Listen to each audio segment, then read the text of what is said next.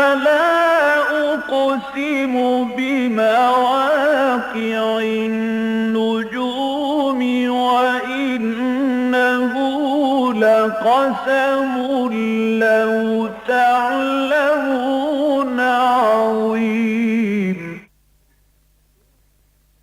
إنه لقرآن كريم في كتاب مكنون لا يمسه إلا المطهرون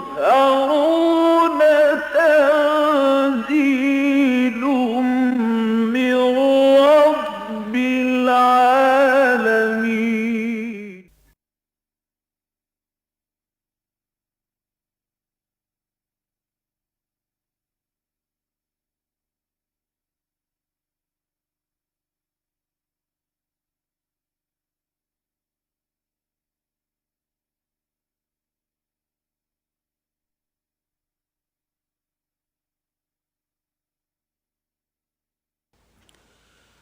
اعوذ باللہ من الشیطان الرجیم بسم اللہ الرحمن الرحیم لن تنالوا البر حتى تنفقوا مما تحبون وما تنفقوا من شيء فإن الله به عليم كل الطعام كان حلا لبني إسرائيل إلا ما حرم إسرائيل على نفسه من قبل أن تنزل التوراة قل فأتوا بالتوراة فاتلوها إن كنتم صادقين فمن افترى على الله الكذب من بعد ذلك فأولئك هم الظالمون قل صدق الله فاتبعوا ملة إبراهيم حنيفا وما كان من المشركين إن أول بيت وضع للناس للذي ببكة مباركا وهدى للعالمين فيه آيات بينات مقام إبراهيم ومن دخله كان آمنا وَلِلَّهِ عَلَى النَّاسِ حِجُّ الْبَيْتِ مَنِ اسْتَطَاعَ إِلَيْهِ سَبِيلًا وَمَنْ كَفَرَ فَإِنَّ اللَّهَ غَنِيٌّ عَنِ الْعَالَمِينَ قُلْ يَا أَهْلَ الْكِتَابِ لِمَ تَكْفُرُونَ بِآيَاتِ اللَّهِ وَاللَّهُ شَهِيدٌ عَلَى مَا تَعْمَلُونَ قُلْ يَا أَهْلَ الْكِتَابِ لِمَ تَصُدُّونَ عَنْ سَبِيلِ اللَّهِ مَنْ آمَنَ تَبْغُونَهَا عِوَجًا وَأَنْتُمْ شُهَدَاءُ وَمَا اللَّهُ بِغَافِلٍ عَمَّا تَعْمَلُونَ يا أيها الذين آمنوا إن تطيعوا فريقا من الذين أوتوا الكتاب يردوكم بعد إيمانكم كافرين وكيف تكفرون وأنتم تتلى عليكم آيات الله وفيكم رسوله ومن يعتصم بالله فقد هدي إلى صراط مستقيم صدق الله العظيم رب اشرح لي صدري ويسر لي أمري واحلل عقدة من لساني يفقهوا قولي اللهم ربنا الہمنا رشدنا واعذنا من شرور انفسنا اللهم ارنا الحق حقا وارزقنا اتباعه وارنا الباطل باطلا وارزقنا اجتنابه آمین یا رب العالمین۔ آج کے درس کی پہلی آیت تھی، نہایت اہم ہے، اور یوں کہا جا سکتا ہے کہ یہ سورہ بقرہ کی آیت نمبر 177 جو ہمارے مطالعہ قرآن حکیم کے منتخب نصاب میں درس نمبر 2 کے طور پر شامل ہے۔ گویا کہ اس کا لب لباب، اس کا خلاصہ، اس کا حاصل اس ایک آیت میں، اس سورہ مبارکہ میں بھی آ گیا، اور یہ گویا کہ ان صورتوں کے آپس میں جوڑے ہونے کے لیے ایک اور شواہد میں سے ایک اور گویا کہ گواہی ہے۔ آیت آپ کو یاد ہوگی، سورہ بقرہ کی 177ویں آیت قرآن حکیم کی جامع ترین آیات میں سے ہے۔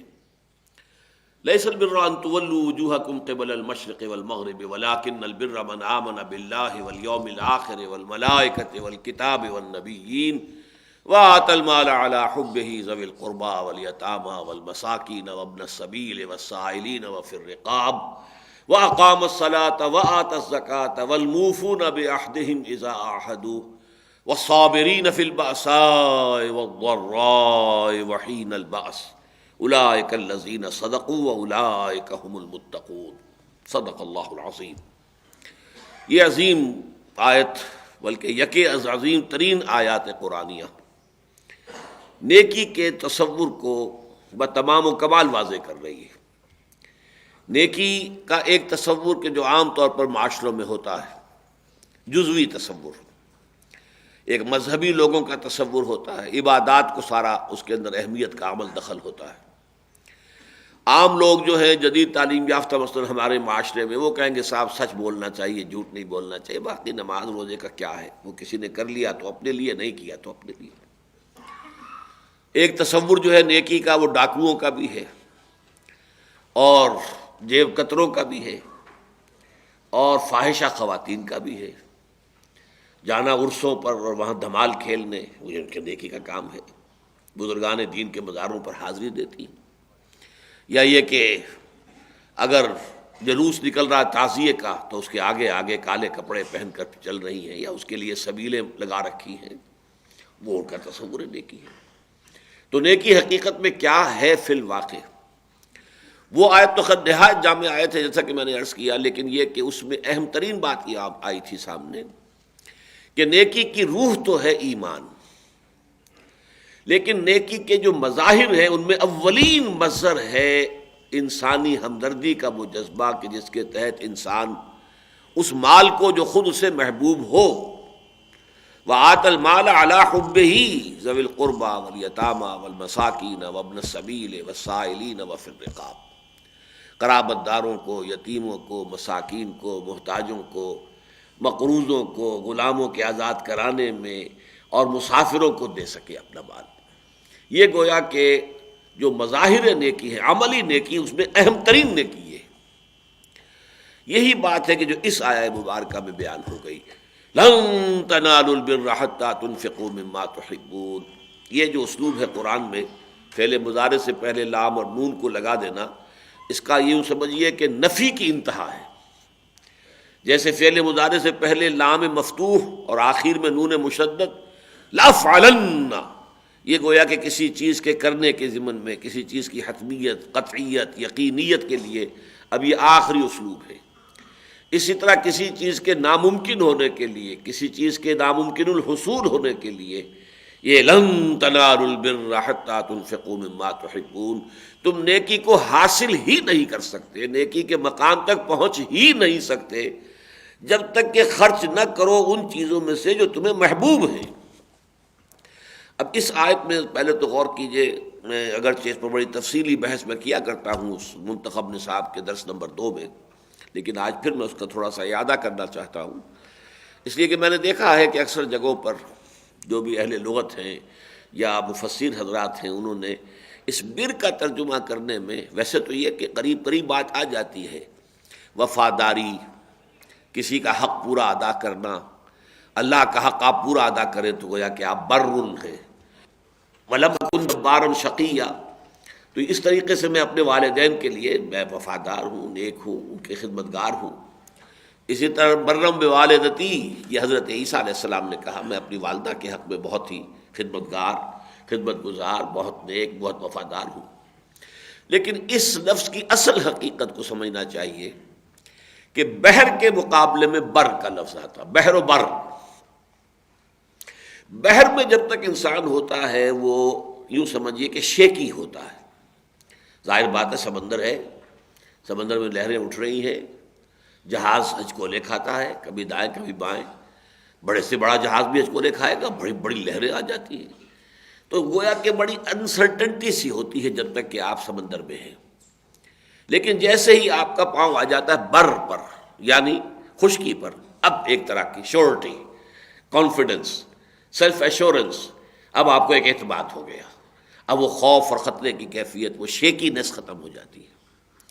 تو اصل میں دل کی وہ کیفیت، دلی اطمینان، دلی سکون، جو کہ در حقیقت کسی خیر کے کام کے کرنے سے انسان کو حاصل ہوتا ہے، یہ اصل حقیقت ہے کہ جیسے سمندر سے اتر کر اگر جب تم خوشی پر آ جاتے ہو تو تمہارا طبیعت میں ایک اطمینان کی کیفیت ہو جاتی ہے، ایسے ہی کبھی کسی بھوکے کو کھانا کھلا کر دیکھو، تمہیں دل میں وہی ٹھنڈک محسوس ہوگی، وہی اطمینان محسوس ہوگا، وہی ایک انشراح کی کیفیت محسوس کرو گے۔ خاص طور پر جب کہ تمہیں بھی لالے پڑے ہوئے ہو، تمہارے پاس بھی راشن ختم ہو رہا ہو، اگر اس حال میں کہیں تم نے کسی بھوکے کو بھی اپنے پاس جو بھی کچھ ہے اس میں شریک کر لیا، تو پھر جو کیفیت حاصل ہوگی، روح کو جو بالودگی ملے گی، جو اس کے اندر ترفع ہوگا، جو اس سے ایک روحانی مسرت حاصل ہوگی، اس کا تم اندازہ کر سکتے ہو۔ تو اسی طریقے سے نیکیاں جو ہیں جسے ہم کہتے ہیں ورچوز، خدمت خلق کے کام، لوگوں کے دکھوں پر مرہم رکھنے کا کام، لوگوں کے رنج کو شیئر کر لینے کا کام، سمپیتھی انگریزی کا لفظ جو ہے وہ سم اور پیتھی، پیتھوس کہتے ہیں رنج اور غم کو، تو رنج اور غم میں شریک ہو جانا، سمپیتھی، آپ اس کے غم میں شریک ہو گئے، آپ نے اس کے ساتھ شیئر کیا ہے، آپ اس کی دلجوئی کر رہے ہیں، تو گویا کہ اس کا غم آپ نے بانٹ لیا ہے۔ سمپیتھی کے معنی یہ ہے اصل میں ہمدردی، درد آپ کا مشترک ہو گیا ہے۔ ہم عصر، ایک ہی زمانے کے لوگ، ہم جماعت، ایک ہی جماعت میں لوگ، ہم درد، وہ لوگ جن کے درد مشترک ہو جائیں، جو لوگ ایک دوسرے کے درد کو محسوس کر سکتے ہیں۔ تو اس ضمن میں ایک نظم جو پڑھی تھی میں نے میٹرک میں انگریزی میں، وہ مجھے نہیں بھولتی ہے، وہ بڑی پیاری نظم ہے، چیریٹیز۔ اب چیریٹی کا لفظ آتا ہے انگریزی میں بر کے لیے، نیکی، خیر، بھلائی، کسی کی تکلیف کو دور کرنے کی کوشش، بھوکے کو کھلانا، پیاسے کو پانی پلانا، بیمار کی دوا دارو کرنا، یہ سب کیا چیریٹی ہے، charitable acts. Charities that soothe and heal and bless. اب یہ تین الفاظ دیکھیے، اس نیکی کے کام کرنے سے ایک سودنگ ایفیکٹ ہوتا ہے آپ کے اوپر، اینڈ ہیل، آپ کے اندر کے زخم جو ہے وہ ان کے اوپر مرہم رکھا جاتا ہے۔ Charities that soothe and heal and bless are scattered over the feet of man like flowers. یہ تو نیکیاں جو ہیں یہ انسانوں کے قدموں میں جیسے پھول کسی نے بکھیر دیے، بکھرے ہوئے ہیں، جو شخص چاہے پھول اٹھا لے، پھول کھلے ہیں گلشن گلشن، لیکن اپنا اپنا دامن، وہ جو کھلے ہوئے پھول ہیں یا بکھرے ہوئے پھول ہیں ان کو سمیٹنے کے لیے ظاہر بات ہے کہ آپ کی جھولی جتنی بڑی ہے اتنی پھول سمیٹ سکیں گے۔ They are scattered over the feet of men like flowers. No mysteries here, no special mood. For the high and not for the low. ایسا نہیں ہے کہ یہ صرف امیروں کے لیے ہی صرف اللہ نے یہ چیزیں رکھی ہوں، غریبوں کے لیے نہ ہو۔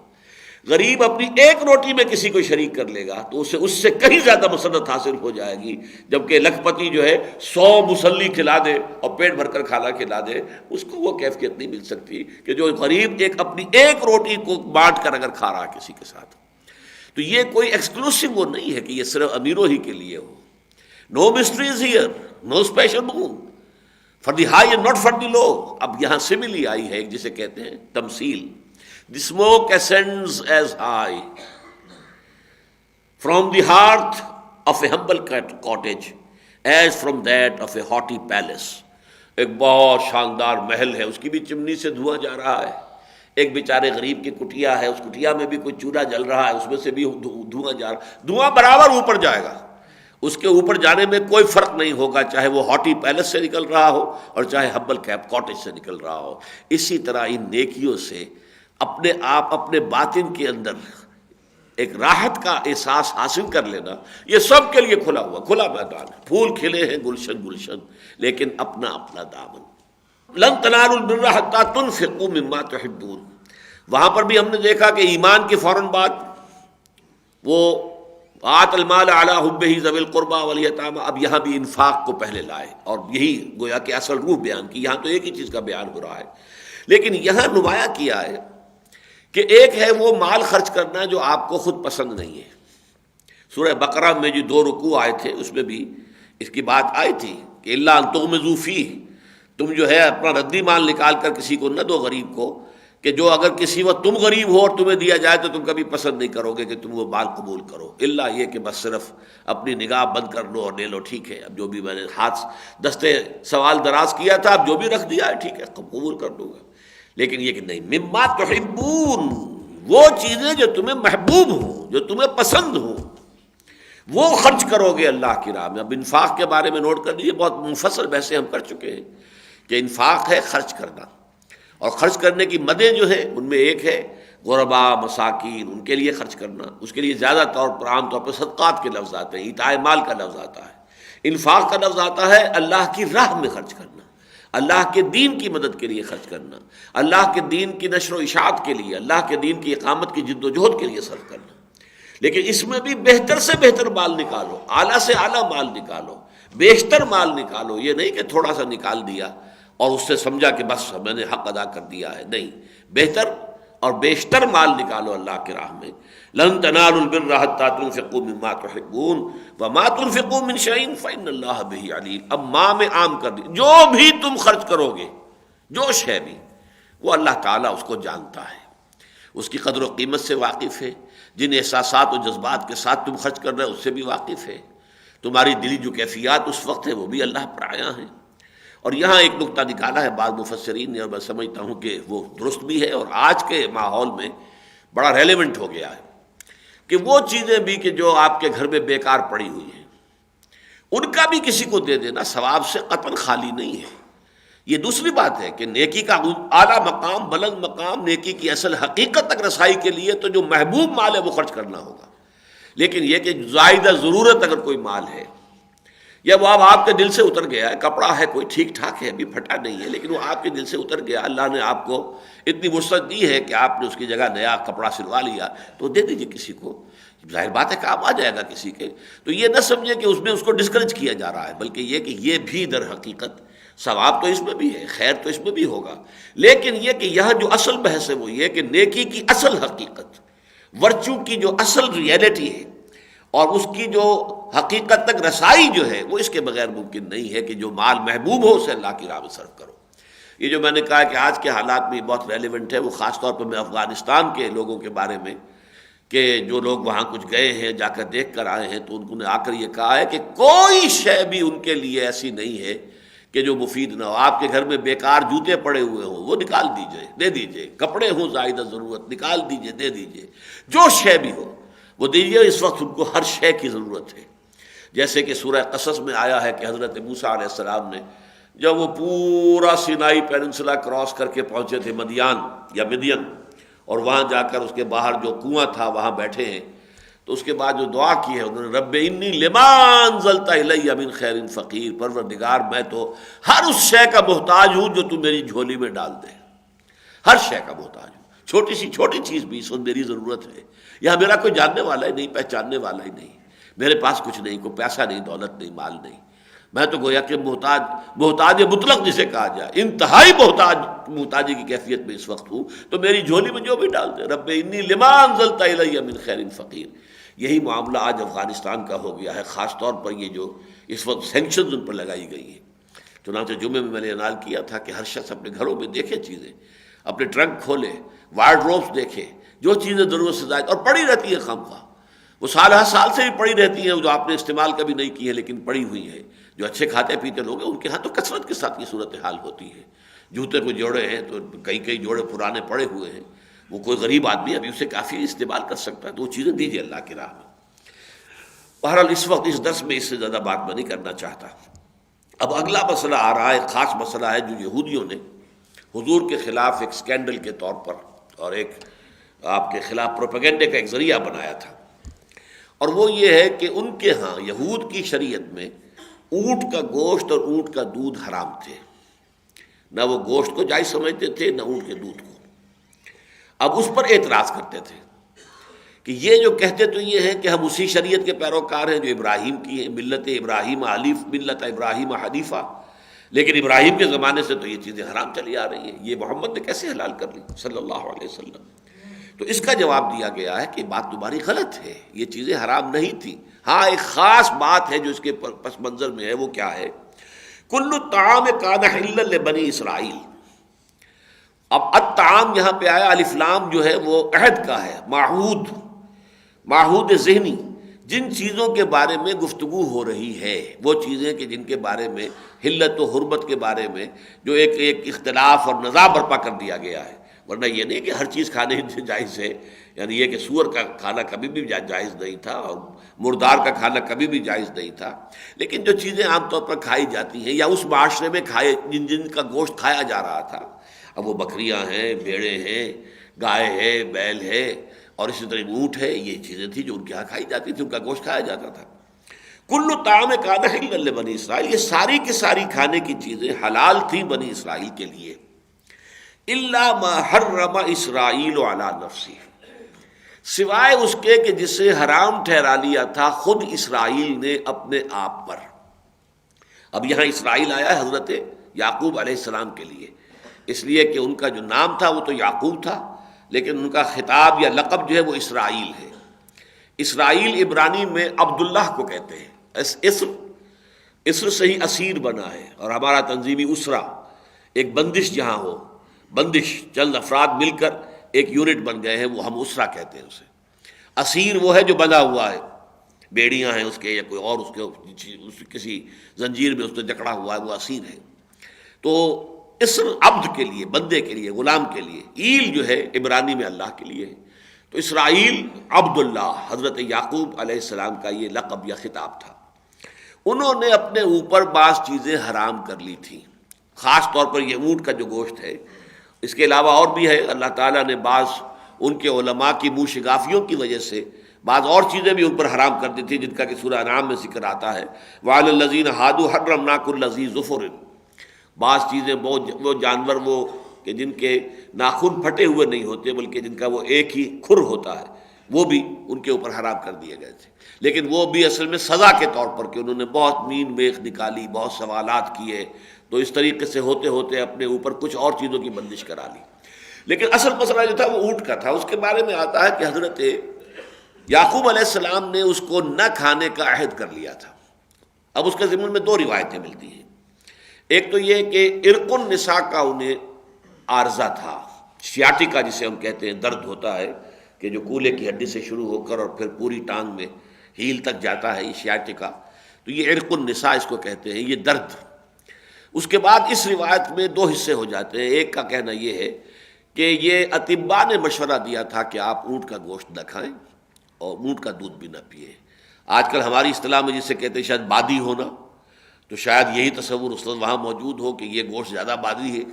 جیسے بڑے گوشت جو گائے کا، بھینس کے گوشت کے بارے میں ہمارے ہاں اب بھی تصور ہے کہ وہ بادی ہوتا ہے۔ تو اطباء کا کہنا یہ تھا کہ آپ یہ گوشت نہ کھائیں اور اس کا دودھ نہ پئیں، تو اس لیے انہوں نے ترک کر دیا تھا۔ ایک رائے یہ ہے کہ وہ انہیں بہت محبوب تھا، بہت ہی اس کے مشتاق تھے اس کے کھانے کے، لیکن انہوں نے نظر مانی تھی، اللہ اگر مجھے اس عارضے سے، اس تکلیف سے نجات مل جائے تو میں اپنی محبوب ترین چیز ترک کر دوں گا، اور وہ محبوب ترین چیز جو ہے وہ اونٹ کا گوشت تھا جو انہوں نے ترک کر دیا۔ واللہ عالم کسی وجہ سے انہوں نے اپنے اوپر پابندی لگا لی کہ میں اب یہ اونٹ کا نہ گوشت کھاؤں گا نہ دودھ پیوں گا۔ یہ چیز پھر ان کی اولاد میں چلی ایسے کہ اس نے شکل اختیار کر لی کہ شاید یہ کوئی شریعت کا ضابطہ ہے یا قانون ہے۔ اس کی مثال ہمیں ملتی ہے حضور کی زندگی میں بھی، کہ نبی اکرم صلی اللہ علیہ وسلم نے بھی ایک موقع پر بعض چیزیں اپنے اوپر حرام کر لی تھی، قسم کھا لی تھی کہ میں یہ استعمال نہیں کروں گا۔ یا تو مغافیر کا شہد تھا، اور یا پھر یہ کہ کسی کنیز کی طرف آپ کا کوئی التفات ہو گیا تھا جو آپ کے بعض ازواج کو کھلا، تو آپ نے قسم کھا لی۔ تو اللہ تعالیٰ نے اس کے اوپر فرمایا، یا ایھا النبی لما تحرم ما احل اللہ لک تبتغی مرضات ازواجک، یہ آپ کیا کر رہے ہیں؟ آپ نے کیوں اپنے اوپر حرام کر لی ہے وہ شے جو اللہ نے آپ کے لیے حلال ٹھہرائی ہے، صرف اپنی بیویوں کی رضا جوئی میں؟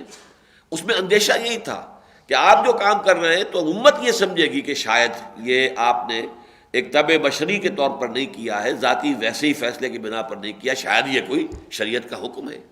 تو چونکہ نبی کا تو ہر فعل جو ہے پھر آگے حجت بننے والا ہے، اسی سے تو استدلال کیا جائے گا، اسی سے بنیاد جو قائم کی جائے گی اپنے تمام دلیلوں کی، لہذا منع کر دیا گیا، لما تحرم ما احل اللہ لک تبتغی مرضات ازواجک۔ اور اس کے بعد یہ بھی فرما دیا گیا، قد فرض اللہ لکم تحلۃ ایمانکم، آپ قسم کھا بیٹھے ہیں تو کوئی حرج نہیں ہے، اللہ تعالیٰ نے قسم کھولنے کا اور قسم توڑنے کا راستہ بتا دیا ہے، معین کر دیا ہے آپ کے لیے۔ یہ سورہ مائدہ میں تفصیل سے آ چکا ہے کہ اگر قسم کوئی پورے دل کے ارادے کے ساتھ کھائی گئی ہو اور اسے پھر توڑنا ہو یا کھولنا ہو تو اس کی یہ کفارہ موجود ہے۔ تو اسی طرح کا معاملہ تھا یہ کہ حضرت یعقوب علیہ السلام نے اپنے لیے گویا کہ طے کر لیا تھا کہ اونٹ کا گوشت نہیں کھائیں گے۔ فرمایا من قبل ان تنزل التوراۃ، اور یہ واقعہ ہو چکا تھا تورات کے نزول سے قبل۔ ظاہر بات ہے حضرت یعقوب کے تو کئی سو سال بعد حضرت موسیٰ علیہ السلام آ رہے ہیں، انہی کی نسل میں تو آ رہے ہیں، انہیں تورات عطا کی گئی۔ تو یہ گویا کہ کئی سو سال قبل حضرت یعقوب کے کیے ہوئے ایک فیصلے کی بنا پر بنی اسرائیل کے اندر اس چیز کی بندش چلی آئی، حالانکہ تورات میں تو قل فاتوا بالتوراۃ فاتلوہا ان کنتم صادقین، تو اے نبی سے کہیے لاؤ تورات اور پڑھو اسے، اگر تم سچے ہو تو بتاؤ کہاں تورات میں لکھا ہوا ہے کہ اونٹ کا گوشت جو ہے وہ حرام ہے۔ میں نے اس کے لیے ذرا تحقیق بھی کی تو معلوم ہوا کہ تورات میں تو اتنا کھلا حکم لکھا ہوا ہے، every moving thing that liveth on earth shall be meat for you اب یہ جو پہلی کتاب ہے بک آف جینیسس، سفر تخلیق، اس کے 9ویں باب کی یہ تیسری آیت ہے. جو بھی زمین پر چلتی ہوئی چیز ہے، جانور جو رہ رہا ہے، جو بھی ہے، جاندار جو بھی ہے، ایوری موونگ تھنگ جو چل رہا ہے، that liveth on the earth shall be meat for you, even as the green herb have I given you all these things. جیسے ہم نے ہری جو ہے سبزیاں اس زمین کی تمہارے لیے حلال کر دی ہیں، اسی طرح یہ تمام جو موونگ حیوانات ہیں ان کا گوشت بھی تمہارے لیے حلال ہے. یہی واحد آیت ہے تورات کے اندر، لہذا تورات سے وہ نکال کر نہیں دکھا سکے کوئی حکم اونٹ کی گوشت کی حرمت کا. تو فرمایا اگر تم سچے ہو تو دکھاؤ، اور نہیں دکھا سکے فمن افترا علی اللہ الکذب من بعد ذلک. تو اب اس کے بعد بھی جو شخص اللہ پر تہمت جڑے گا، غلط بات جو ہے اللہ کے طرف منسوب کرے گا، فاولئک هم الظالمون، تو ظاہر بات ہے کہ پھر وہی لوگ ظالم ہیں، وہی لوگ ہیں در حقیقت کے جو تعدی پر اترے ہوئے ہیں، جو ہٹ دھرمی پر اترے ہوئے ہیں. یہ گویا کہ اسی طرح کی بات ہو گئی کہ جیسے مباہلے کی دعوت حضور نے دی تھی جو نصارہ کو، عیسائیوں کو، اور وہ اس سے کنی کترا کر بھاگ گئے تھے، اسی طریقے سے اس معاملے میں بھی کھلا چیلنج کیا کہ لاؤ تورات، قل فاتوا بالتورات فتلوها، لاؤ تورات اور کھولو پڑھو، ان کنتم صادقین، اگر سچے ہو. قل صدق اللہ، کہہ دیجئے دیکھو اللہ نے سچ بات واضح کر دی ہے، حقیقت واضح کر دی ہے. اگر تم مغالطے میں تھے تو اب اس کی تصحیح ہو جانی چاہیے. فاتبعوا ملت ابراہیم حنیفا، پس پیروی کرو ابراہیم ہی کے طریقے کی جو یکسو تھے، ہر اعتبار سے یکسو. وما کان من المشرکین، اور وہ ہرگز مشرکین میں سے نہیں تھے. تم نے اگر ابراہیم الاٹ کر دیا ہے بنو اسماعیل کو علیہ الصلوۃ والسلام، تو یہ تمہاری غلطی ہے کہ تم اپنے آپ کو موسیٰ یا عیسیٰ تک محدود رکھے ہوئے ہو، جبکہ ان سب کا کہ جد امجد جو ہے وہ حضرت ابراہیم علیہ الصلوۃ والسلام ہے. تو انہی کے ملت کی، انہی کے طریقے کی پیروی کرو. ان اول بیت وضع للناس للذی ببکۃ مبارکا وہدی للعالمین. اب یہاں بھی نوٹ کیجئے کہ جیسے سورہ بقرہ میں نے عرض کیا تھا 2 حصے ہیں. نصف اول میں خطاب اصلاً ہے بنی اسرائیل سے، نصف دوم میں خطاب اصلاً ہے امت مسلمہ سے، مسلمانوں سے. اور ان دونوں کے مابین ذکر آتا ہے حضرت ابراہیم کا اور حضرت اسماعیل کا اور خانہ کعبہ کی تعمیر کا. اس لیے کہ جب ان کو دعوت دی جا رہی تھی تو اسی بات کی دی جا رہی تھی کہ دیکھو ہمارے اور تمہارے مابین ابراہیم کی شخصیت مشترک ہے. ابراہیم کے بیٹے اسماعیل کی اولاد ہے یہ قریش، جس میں کہ حضور صلی اللہ علیہ وسلم کی بعثت ہوئی ہے.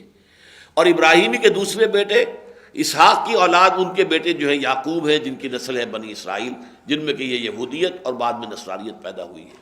تو اس حوالے سے آؤ کہ ہم جمع ہو جائیں. یا اہل الکتاب تعالوا الی کلمۃ سواء بیننا و بینکم، ایک چیز ہمارے اور تمہارے مابین مشترک ہے، آؤ اس پر جمع ہو جائیں. تو اب اس کا ذکر یہاں بھی آ رہا ہے، بالکل وہی ترتیب ہے. چونکہ اب نصف اول ختم ہو رہا ہے، نصف اول اس کا 101 آیات پر مشتمل ہے، اور نصف دوم جو ہے 99 آیات پر مشتمل ہے. یہاں تو تقسیم بھی بڑی مکمل ہے بالکل، یعنی ایک آیت کا فرق سمجھیے کہ 100 ہوتا تو بالکل مکمل تھی، تو ایک کا فرق ہے کہ وہ 100 کا 101 ہو گیا، اور ادھر 100 میں ایک ہو کر کم ہو کر 99 رہ گئے. ان اول بیت وضع للناس للذی ببکۃ مبارکا وہدی للعالمین، یقیناً پہلا گھر جو لوگوں کے لیے بنایا گیا، مطلب اللہ کی بندگی اور اطاعت کے لیے اور غلامی کے لیے اور نماز کے لیے، اللہ کی عبادت کے لیے جو پہلا گھر بنایا گیا وہ وہی ہے. للذی، لام تاکید کا ہے، وہ یقیناً وہی ہے. بے بکہ، جو بکہ میں ہے. یہاں سب سے پہلے لفظ بکہ سمجھ لیجئے، یہ مکہ اور بکہ در حقیقت ایک ہی لفظ ہے. یہ 2 لغتیں ہیں ایک ہی لفظ کی.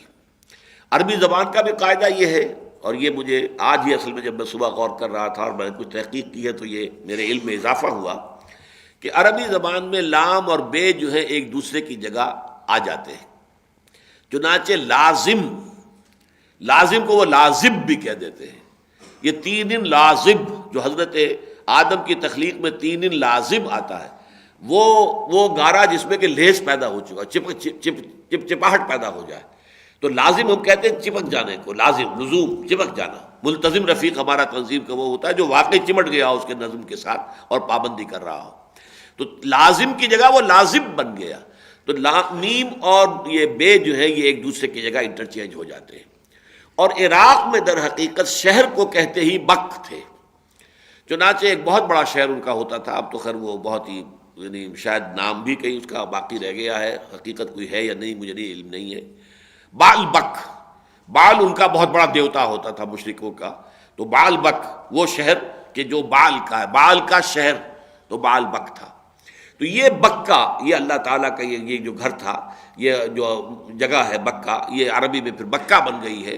تو بکہ اور مکہ میں کوئی فرق نہیں ہے، بلکہ یہی ہے۔ اگرچہ یہود نے جو تحریف کی ہے تورات میں، تو اب چونکہ انہوں نے ایک تو تحریف یہ کی کہ حضرت ابراہیم نے جس کی قربانی دینی چاہی تھی اپنے بیٹوں میں سے، وہ اسماعیل نہیں بلکہ اسحاق تھے۔ نمبر دو یہ کہ وہ قربانی کی جگہ یہ نہیں ہے بلکہ فلسطین ہی میں ہے، اس لیے کہ حضرت اسحاق تو یہاں آئے ہی نہیں، یہاں تو لا کے آباد کیا تھا تو حضرت ابراہیم نے حضرت ہاجرہ کو اور حضرت اسماعیل کو آباد کیا تھا مکے کے پاس۔ لہٰذا اب اگر وہ جو ذبیح اللہ ہیں وہ اگر حضرت اسحاق ہیں تو وہ تو ادھر آئے ہی نہیں تھے، لہٰذا انہوں نے پھر یہ کہا کہ فلسطین ہی کی ایک وادی کو وادی بکا کہہ دیا گیا۔ وادی بکا، بکا کو بکا بنایا، رونے والی وادی، کہ وہاں پر جاتے روتے، جیسے ان کی ویلنگ وال ہے جہاں جاتے ہیں روتے ہیں، تو ایسے ہی انہوں نے ایک وادی کا نام وادی بکا رکھ دیا، جا کر کچھ وہاں روتے دھوتے تھے۔ تو اس سے انہوں نے در حقیقت تحریف کرنی چاہیے۔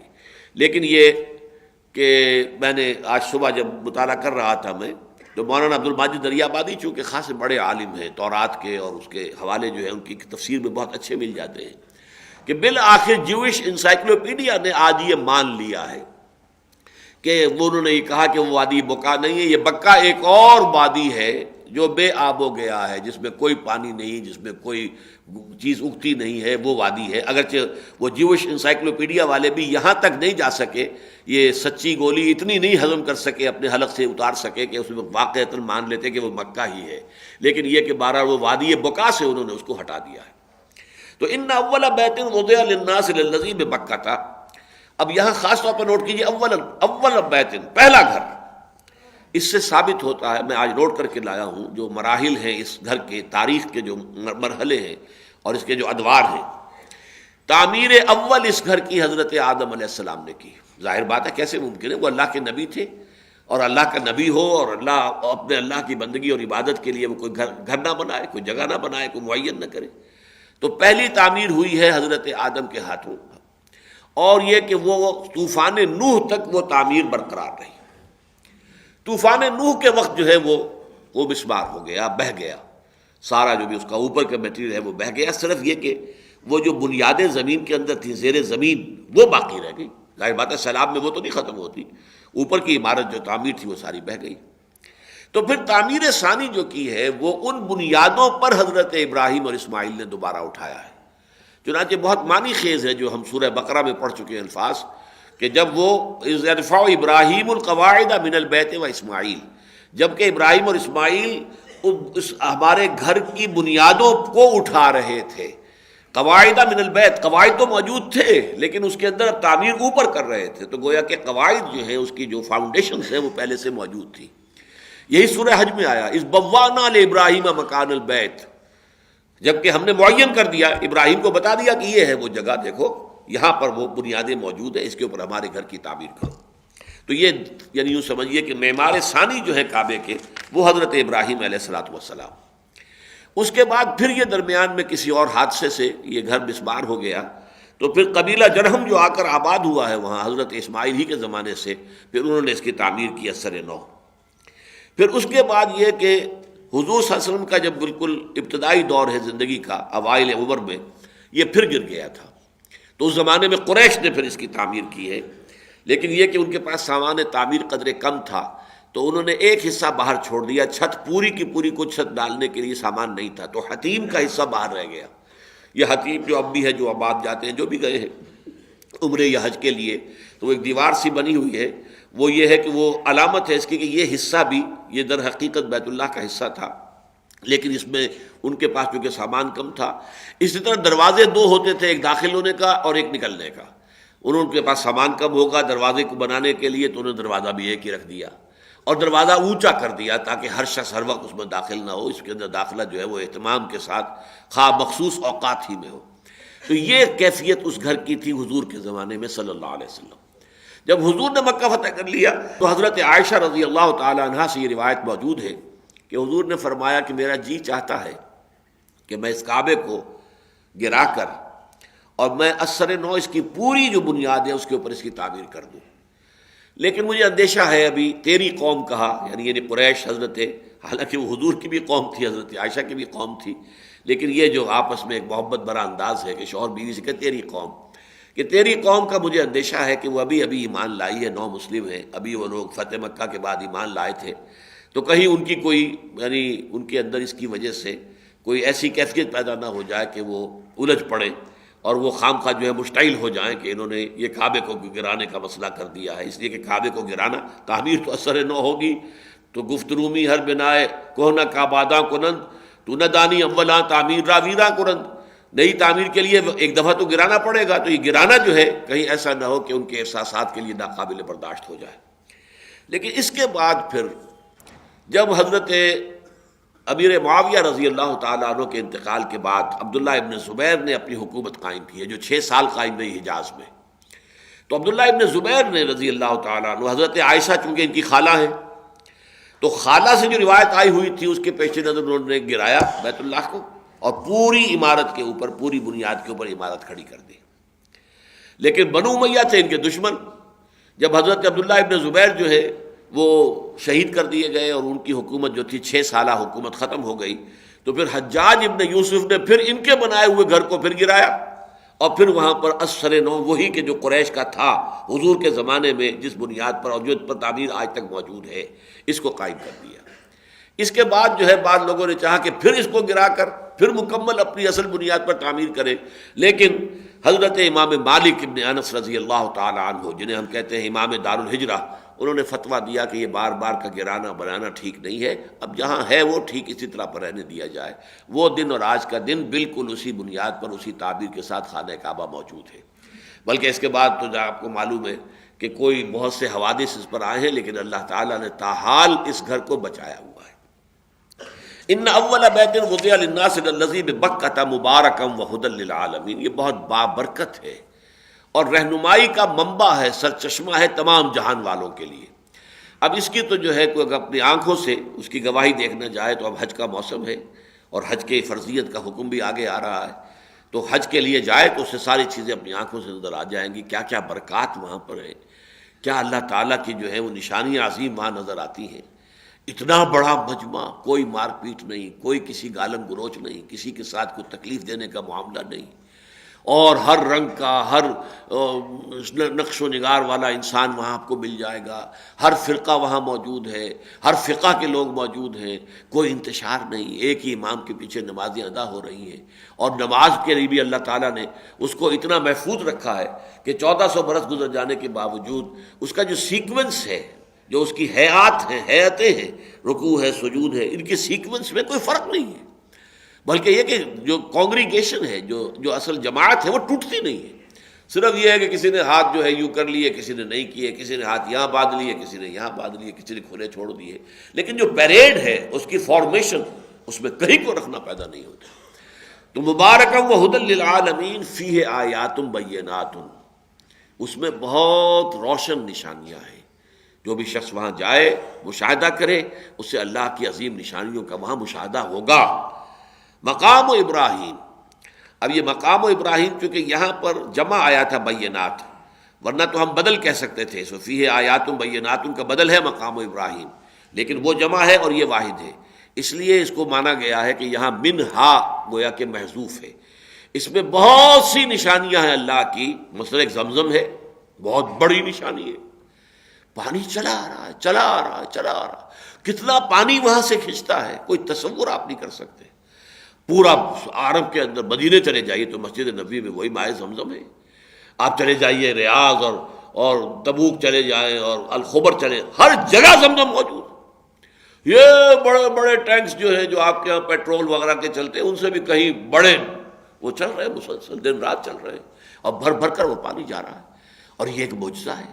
یہ پانی کہاں سے آ رہا ہے، کیا اس کی سورس ہے، پھر اس کی جو کیمیکل جو اس کی کانسٹیٹیوشن ہے وہ بھی ایک معجزہ بنی ہوئی ہے، وہ اس کے اندر غذائیت موجود ہے۔ 40 دن تک ایک انسان صرف اس کے اوپر جو ہے وہ گزارا کر سکتا ہے کہ اسے کسی اور غذا کی ضرورت نہیں ہوگی۔ کہاں سے ہے اس کے اندر یہ؟ اسی طرح کی ایک بہت بڑی نشانی یہ ہے کہ یہ جو کنکریاں ماری جاتی ہیں رمی جمرات، اب اگر یہ وہاں سے غائب نہ ہو جائیں تو وہاں تو پہاڑ کھڑے ہو جائیں، 30 لاکھ آدمی جو ہے، اور وہ ساتھ ساتھ کنکریاں مار رہے ہیں تو کتنی، لیکن وہ سب صاف ہوتی، اور کوئی وہاں انتظام حکومت کا نہیں ہے وہاں سے صفائی کا، قطعاً کوئی انتظام نہیں ہے. لیکن حضور نے فرمایا کہ فرشتے جو ہے اٹھا کر لے جاتے ہیں. صرف ان کی کنکریاں باقی رہ جاتی ہیں کہ جن کا حج اللہ کو قبول نہیں ہے. جن کا حج قبول ہو گیا ان کی کنکریاں فرشتے لے جاتے ہیں. یہ جو بڑی بچی رہ جاتی ہیں وہ ہے کہ جن کا حج اللہ کو قبول نہیں ہے. اب یہ نشانیاں ہیں، لیکن انہی میں سے ایک نشانی یہ ہے مقام ابراہیم. وہ مقام ابراہیم ہے، وہ ایک پتھر ہے کہ جس پر حضرت ابراہیم علیہ السلام کھڑے ہو کر تعمیر کر رہے تھے. اب دیکھیے، نہ تو اس وقت یہ جو اسکیفولڈنگ آج ہوتی ہے، پیڑ لگائی جاتی ہے اور طرح طرح کے، اور آج کل تو آپ کو معلوم ہے کہ پائپ اسکیفولڈنگ ہوتی ہے، بڑی اہتمام کے ساتھ تعمیر کے لیے پہلے جو ہے وہ تو پیڑ لگائی جاتی ہے. لیکن وہاں کیا تھا؟ کچھ بھی نہیں. وہی پتھر تھا، وہی خود اونچا ہو جاتا تھا، خود نیچے آ جاتا تھا، اور اس کو حضرت ابراہیم کی جو بھی ضرورت ہوتی تھی اس کے مطابق وہ اٹھتا اور نیچے. یہ ایک معجزہ ہے. ہمارے جدید جو مفسرین نے اس کی خواہ مخواہ کی تعبیریں اور کرنے کی کوشش کی ہے. دیکھیے، یہ اس دور کا واقعہ ہے جبکہ ابھی انسان جو ہے ذہنی اور فکری اعتبار سے عہد طفولیت میں تھا بحیثیت مجموعی. نبی تو پورے طور پر وہ اس وقت بھی جو ہے ہر چیز کے جاننے والے تھے، لیکن یہ کہ عام انسان. اور اس وقت اللہ تعالیٰ یہ معجزے جو ہے خرق عادت یہ بہت دکھاتا تھا. جتنے دکھائے گئے حضرت موسیٰ علیہ السلام کے ذریعے سے، جو آل فرعون کو دکھائے گئے، آج تو نہیں وہ معجزے دکھائے جاتے.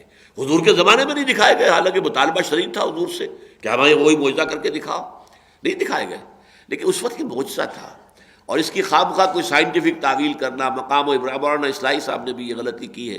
یہ کہہ دیا مقام ابراہیم سے مراد یہ ہے کہ یہاں پر قیام تھا حضرت ابراہیم کا. تو قیام ابراہیم، کسی جگہ پر کسی کا قیام ہونا کون سی نشانی ہے؟ اس میں نشانی والی بات کون سی ہے جس کو اتنے اہتمام کے ساتھ بیان کیا جا رہا ہے کہ فیہ آیات بینات مقام ابراہیم. اگر تو صرف رہائشی کا معاملہ ہے تو رہائش تو کسی بھی جگہ ابراہیم کی، اور ابراہیم کی رہائش تو نہ معلوم کہاں کہاں ہوئی، بلکہ مستقل رہائش تو یہاں کبھی ہوئی نہیں. اصل رہائش تو ان کی جو تھی وہ فلسطین میں تھی. وہاں پر اپنے چھوٹے بیٹے، نمبر 2 بیٹے حضرت اسحاق کے ساتھ رہے ہیں، اس لیے کہ اصل خاندانی بیوی جو ان کی تھی وہ حضرت سارہ تھی. حضرت حاجرہ تو اصل میں جو بادشاہ تھا مصر کا، اس نے ہدیتاً پیش کی تھی حضرت ابراہیم علیہ السلام کو، جیسے اس زمانے کا رواج تھا کنیز کے طور پر.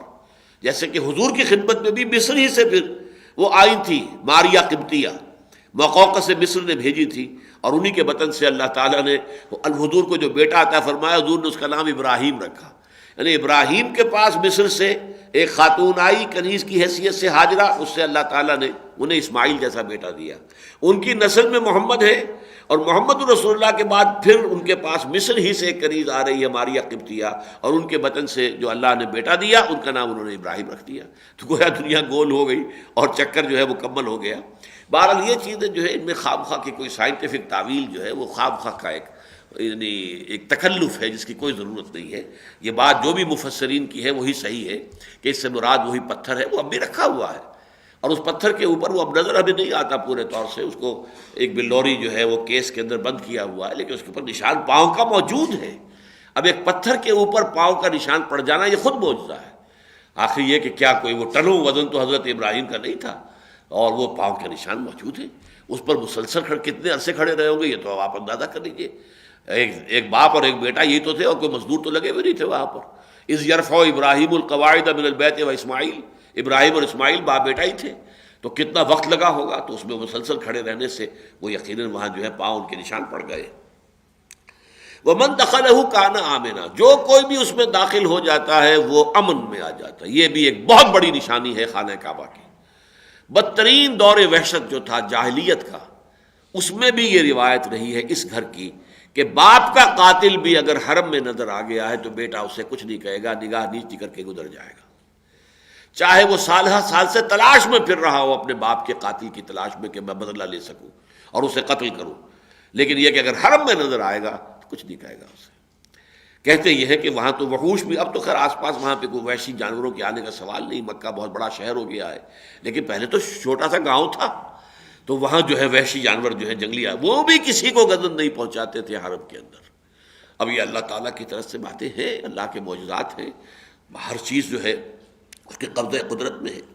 وَمَن دَخَلَهُ كَانَ آمِنًا وَلِلَّهِ عَلَى النَّاسِ حِجُّ الْبَيْتِ مَنِ اسْتَطَاعَ إِلَيْهِ سَبِيلًا. اب یہ لام اور علا کا استعمال یہاں پھر دیکھ لیجئے. اللہ کا حق ہے لوگوں پر للہ علی الناس، جیسے وہ جو دعا ہے جو میں نے بہت مرتبہ سنائی ہے کہ اے اللہ اس قرآن کو ہمارے حق میں دلیل بنا دے، ہمارے خلاف نہ بنائیو، وجعلہ لنا حجتا ولا علینا، یہ ہمارے حق میں دلیل بن جائے، حجت بن جائے۔ تو اس اعتبار سے القرآن حجت لک او علیک، حدیث یہ ہے کہ حضور نے فرمایا کہ یہ قرآن جو ہے یہ تمہارے حق میں دلیل ہے یا تمہارے خلاف، میرے اور آپ کے خلاف دلیل بن کر کھڑا ہوگا۔ اللہ یہ مجھے مانتے تھے، پڑھتے نہیں تھے، مجھے مانتے تھے کہ میں تیرا کلام ہوں، لیکن مجھے سمجھنے کے لیے عربی سیکھنے کو تیار نہیں تھے، مانتے تھے میں اللہ کا تیرا کلام ہوں لیکن مجھ پر عمل نہیں کرتے تھے، تو یہ حجت بن جائے گی نہیں میرے اور آپ کے خلاف۔ تو وہی بات یہاں پر ہے، علی آتا ہے کسی کی مخالفت کے لیے اور لام آتا ہے کسی کے حق میں ہونے کے لیے۔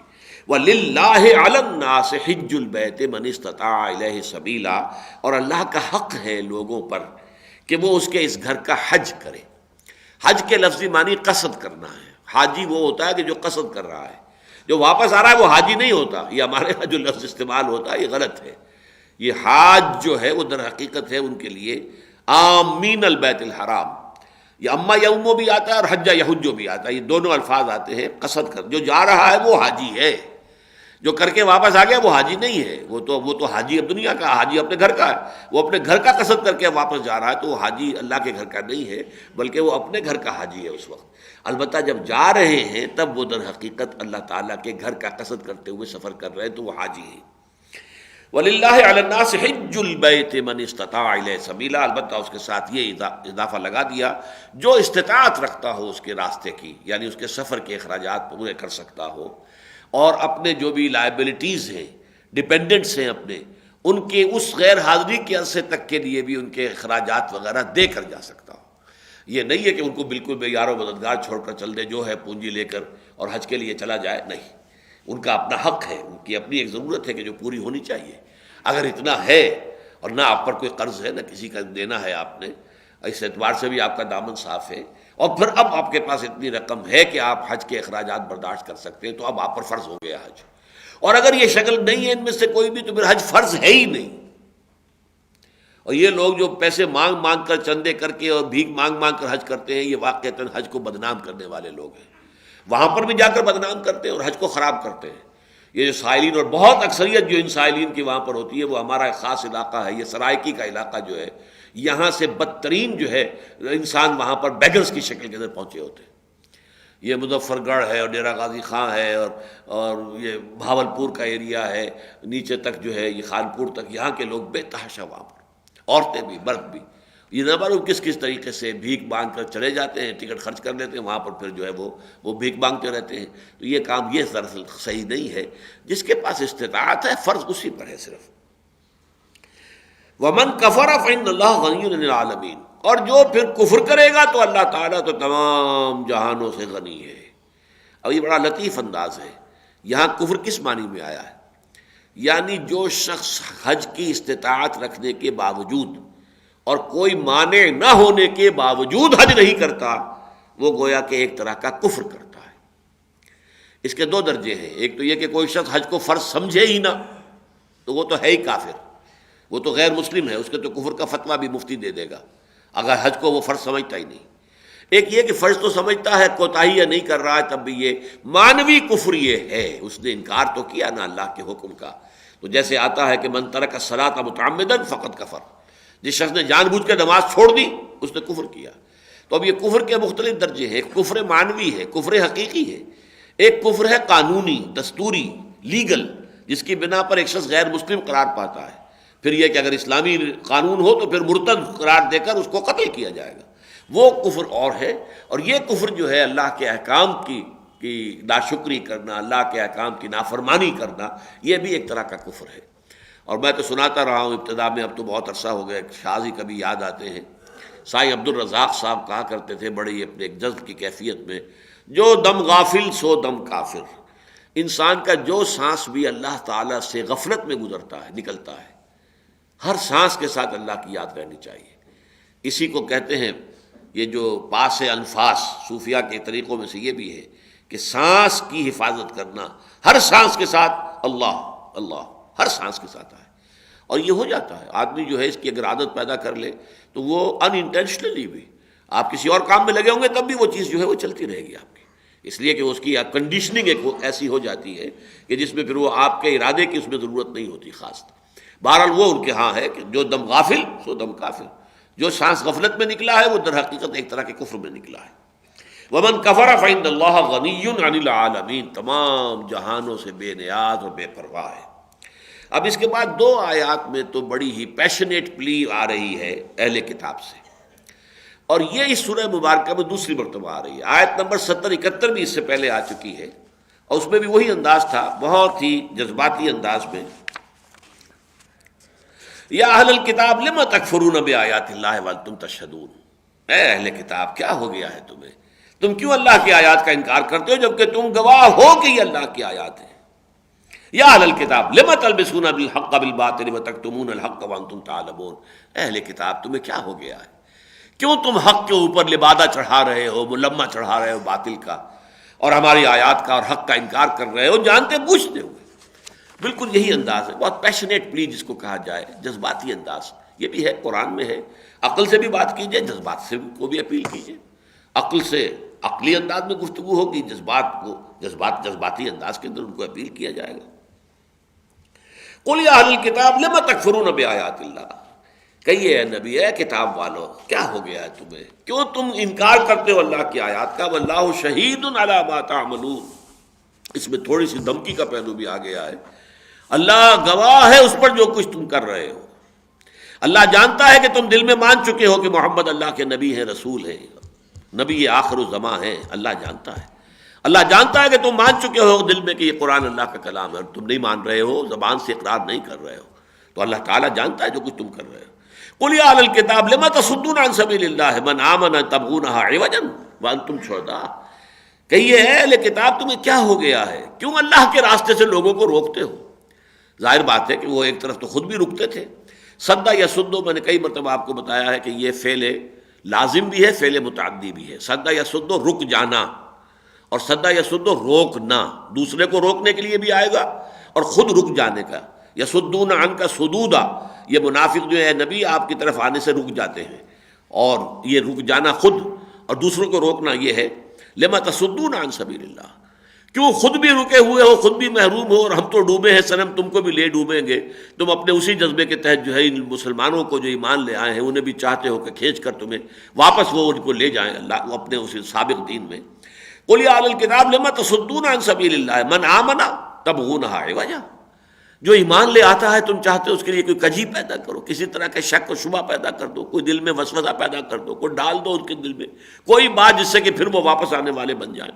وانتم شہداء، حالانکہ تم جانتے ہو، یہ ہے آنکھوں میں آنکھیں ڈال کر بات کرنا، تم جانتے ہو کہ یہ محمد اللہ کے رسول ہیں اور یہ دین حق ہے جو محمد پیش کر رہے ہیں صلی اللہ علیہ وسلم. وما اللہ بغافل عما تعملون، پھر وہی دھمکی کا انداز، اور دیکھو اللہ غافل نہیں ہے اس سے جو کچھ کہ تم کر رہے ہو. اب آخری 2 آیات میں خطاب ہے اہل ایمان سے کہ یہ جو کشاکش ہے اور یہ جو یہودی اور نصارہ اس کوشش میں ہے کہ تمہیں واپس پھیر کر لے جائیں، چاہے وہ اپنے دین میں لے جائیں اور چاہے تمہارے سابقہ دین میں چلے جاؤ، اس پر بھی راضی ہیں وہ. یہ وہی مشرکانہ اوہام اور وہی مشرکانہ جو ہے عقائد تم اختیار کر لو، لیکن بہرحال محمد سے انہیں قد ہے، ضد ہے، دشمنی ہے، بغض ہے. وہ چاہتے ہیں صلی اللہ علیہ وسلم وفداء آباؤنا و امہاتنا کہ ان سے تمہارا دامن جو ہے وہ کس طریقے سے علیحدہ کر دیں. تو اس میں اب یہ بھی دیکھیے، ایک اور نوٹ کر لیجئے پوائنٹ، کہ یہ بھی قرآن مجید میں سورہ بقرہ سورہ آل عمران کے مابین مشابہت والے نکات میں ہے. وہاں بھی جو پہلے 18 رکوع ہیں ان میں خطاب ہے سارا یا بنی اسرائیل یا بنی اسرائیل یا بنی اسرائیل، سوائے ایک آیت کے، غالباً وہ 14واں رکوع ہے جس کی پہلی آیت ہے یا ایھا الذین آمنوا لا تقولوا رائنا ولکن قولوا انظرنا. اے مسلمانوں دیکھو، یہ شرارت کرتے ہیں یہودی، تم رائنا کہتے ہو، یہ رائنا کہہ کر اور حضور کے لیے توہین کا پہلو نکال لیتے ہیں. رائنا، ذرا ہمارا لحاظ کیجئے، ہماری رعایت فرمائیے، آپ ذرا بات دوبارہ فرما دیجئے. اب ظاہر بات ہے کہ حضور اگر ادھر رخ کر کے گفتگو کر رہے ہیں تو ادھر والے نہیں سمجھ پائے ہیں. رائنا، اے حضور ذرا ہماری طرف بھی توجہ فرمائیں، ہمیں دوبارہ یہ بات بتا دیں. تو یہ ان کا ایک مجلسی کلمہ تھا، جیسے آپ کے ہاں انگریزی میں ایکسکیوز می. اب ایکسکیوز می وہ نہ معلوم کس جگہ پر استعمال کر دیتے ہیں، وہ ایک ان کا ایک کلام کا انداز ہے. اسی طرح کا رائنا تھا، تو انہوں نے اس کو رائنا کہنا شروع کر دیا، اے ہمارے چرواہے. اور جب کسی نے کہا یہ کیا کہا تم نے، میں نے تو رائنا کہا تھا جناب. یہ تو کوئی آپ کے اپنے دماغ میں خلل معلوم ہوتا ہے کہ آپ نے کہہ دیا رائنا سن لیا. میں نے تو رائنا کہا تھا، آپ نے رائنا سنا ہے، تو قصور آپ کے کان کا ہے، میرا نہیں. تو اسی طرح کا معاملہ یہ تھا کہ یہاں پر بھی اب کہا جا رہا ہے، یہ ایک ہی مقام ہے جس میں کہ گفتگو ہو رہی ہے اس پورے حصے کے اندر یا ایھا الذین آمنوا سے. فرمایا یا ایھا الذین آمنوا ان تطیعوا فریقا من الذین اوتوا الکتاب یردوکم بعد ایمانکم کافرین. اے ایمان والو، اگر تم اطاعت کرو گے ان لوگوں میں سے کسی کی کہ جو جن کو کتاب دی گئی تھی، فریقا من الذین اوتوا الکتاب، جنہیں کتاب دی گئی تھی ان کے دو فریق موجود تھے وہاں، یہودی نصرانی، یا یہ کہ ان کے مختلف طبقات تھے. ان کے میں سے کسی کی بھی اگر تم نے پیروی کر لی اور کسی کی بھی بات مان لی، یردوکم، وہ لوٹا کے لے جائیں گے تمہیں بعد ایمانکم کافرین، تمہارے ایمان لانے کے بعد کافر بنا کر لے جائیں گے، تمہیں مرتد کر دیں گے، تمہارے دین سے تمہیں بچلا دیں گے. وَكَيْفَ تَكْفُرُونَ وَأَنْتُمْ تُتْلَى عَلَيْكُمْ آیَاتُ اللَّهِ. اب یہ بھی ایک بڑا لطیف انداز ہے مسلمانوں کو سمجھانے کا اور ان کو اس راستے کی طرف توجہ سے روکنے کا. کیسے ہو سکتا ہے کہ تم کفر کرو؟ تمہاری تو شایان شان نہیں ہے، بالکل تمہارے لیے یہ چیز جو ہے کسی بھی درجے میں مناسبت رکھنے والی نہیں ہے. کیف تکفرون وانتم تتلی علیکم آیات اللہ وفیکم رسول، تمہارے مابین تو اللہ کے رسول موجود ہیں اور تمہیں تو اللہ کی آیات پڑھ کر سنائی جا رہی ہے، صبح و شام سنائی جا رہی ہے. تم نماز پڑھتے ہو محمد کے پیچھے اور صلی اللہ علیہ وسلم، تو اگر فجر کی نماز پڑھ رہے ہو تو کتنی اس میں طویل قرات ہو رہی ہے. پھر مغرب اور عشاء، اب ظہر میں اور عصر میں تو ظاہر بات ہے کہ وہ خاموش ہوتا ہے تو امام جو ہے وہ اپنے طور پر پڑھتا ہے تو آدمی نہیں سنتا، لیکن صبح و شام تو تلاوت ہو رہی ہے مغرب میں اور عشاء میں. اور ہماری طرح کی تلاوتیں چھوٹی نہیں ہوتی تھی، حضور کی تو مغرب کی نماز میں بھی تلاوت جو ہے کافی طویل ہوتی تھی. ہمارے ہاں تو مغرب کی نماز میں تو ہم نے آخری پارے کی چھوٹی چھوٹی صورتیں رکھی ہوئی ہیں، لیکن یہ ہے کہ وہاں تو قرات طویل ہوتی تھی، فجر کی قرات تو بہت طویل ہوتی تھی. تو اس حوالے سے تتلیٰ علیکم آیات ہو. باقی بھی ہر موقع پر جب بھی موقع ہوتا تھا حضور قرآن مجید پڑھ کر سناتے تھے. خطبہ جمعہ ہوتا تھا تو کان یقرأ آیات من القرآن ویذکر الناس، خطبہ جمعہ میں حضور کیا کرتے تھے؟ قرآن مجید کی آیات پڑھ کر سناتے تھے اور اسی کے حوالے سے تذکیر کرتے تھے، یاد دہانی کراتے تھے. تو کیف تکفرون، کیسے ممکن ہے کہ تم کفر کرو؟ یعنی ہرگز نہ ان کی طرف توجہ دو، ہرگز ان کی طرف دھیان نہ کرو، ہرگز ان کی بات نہ سنو. Don't lend an ear to them, اس لیے کہ اگر تم نے اپنا کان جو ہے ذرا ان کی طرف لگا دیا تو ہو سکتا ہے وہ تمہیں پھر کے لے جائیں. اس لیے کہ ہر شخص کی علمی صلاحیت و استعداد اتنی نہیں ہوتی، ہر شخص کا ایمان اتنا پختہ نہیں ہوتا. کچھ ابھی تازہ ایمان لائے ہیں، ابھی تو مدنی دور ہے، شروع کے اندر لوگ ایمان لائے ہیں، مدینے کے لوگ. ابھی ان کے ہاں وہ بہت سے لوگ ہیں بڑے جازم ہیں، بڑے پختہ بھی ہیں، لیکن کچھ لوگ کچے بھی ہیں. اگر تم نے ان کی باتوں پر توجہ دینی شروع کر دی اور ان کی باتوں کو جو ہے غور سے اور ان کو مخلص سمجھتے ہوئے ان کی باتیں سننا شروع کر دی تو ہو سکتا ہے وہ تمہیں بچلا دیں. وَكَيْفَ تَكْفُرُونَ وَأَنْتُمْ تُتْلَىٰ عَلَيْكُمْ آیَاتُ اللَّهِ وَفِيكُمْ رَسُولُهُ. کیسے ممکن ہے کہ تم جو ہے کفر کرو جبکہ تمہیں اللہ کی آیات پڑھ کر سنائی جا رہی ہیں اور تمہارے مابین اللہ کے رسول موجود ہیں. وَمَنْ يَعْتَصِمْ بِاللَّهِ فَقَدْ هُدِيَ إِلَىٰ صِرَاطٍ مُسْتَقِيمٍ. اور جو کوئی بھی چمٹ جائے اللہ کے ساتھ، جو پناہ میں آ جائے اللہ کی، اصل میں عصمت کہتے ہیں حفاظت، عصمت و حفاظت، عصمت و عفت. عورت کی جو ہے خاص طور پر اس کی پاک دامنی جو ہے اس کے لیے لفظ عصمت آتا ہے. لیکن اسم کا معنی کیا ہے؟ عاصم، لا عاصم اليوم من امر ربی الا من رحم. جبکہ حضرت نوح نے کہا تھا اپنے بیٹے سے، اس کو جب دیکھا تھا کنعان کو کہ ڈوبنے لگا ہے تو کہا تھا کہ اب بچے میرے بیٹے آ جا، اب بھی سوار ہو جا ہماری کشتی میں اور تو کافروں کے ساتھ نہ رہے. انہوں نے کہا ساوی الی جبل یعصمنی من الماء. نہیں ابا جان آپ فکر نہ کریں، میں ابھی پہاڑ پہ چڑھ جاؤں گا، وہ مجھے بچا لے گا اس طوفان سے. یعصمنی، اسم کے معنی بچا لینا. جواب میں حضرت انہوں نے کہا یا لا عاصم اليوم من امر ربی الا من رحم. آج کوئی نہیں ہے اللہ کے حکم سے کسی کو بچانے والا سوائے اس کے جس پر اللہ تعالیٰ ہی کی رحمت ہو جائے. تو عصمت کے معنی حفاظت کے ہیں. باب افتعال آئے گا اعتصام، تو اپنے لیے حفاظت حاصل کرنا. آپ کسی کی پناہ میں چلے گئے ہیں، جیسے کوئی بچے کو اگر کوئی اندیشہ ہے، کوئی خوف کسی نے ڈرا دیا، بھاگے گا اور ماں کے ساتھ چمٹ جائے گا. وہ ماں کی گود میں پہنچ گیا، ماں کی چھاتی سے چمٹ گیا، وہ سمجھتا ہے کہ میں تو اب آ گیا ہوں کسی بڑی پناہ گاہ کے اندر.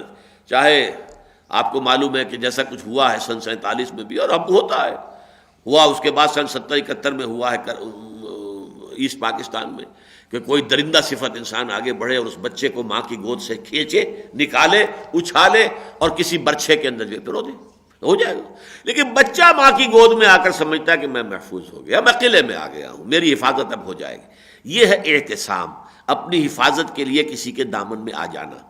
تو فرمایا وَمَن يَعْتَصِم بِاللَّهِ، جو اللہ کی حفاظت میں آ جائے، جو اللہ سے چمٹ جائے، فَقَدْ هُدِيَ إِلَىٰ صِرَاطٍ مُسْتَقِيم، تو اس کی تو ہدایت ہو گئی ہے سیدھے راستے کی طرف۔ بارک اللہ لی ولکم فی القرآن العظیم ونفعنی وإیاکم بالآیات والذکر الحکیم۔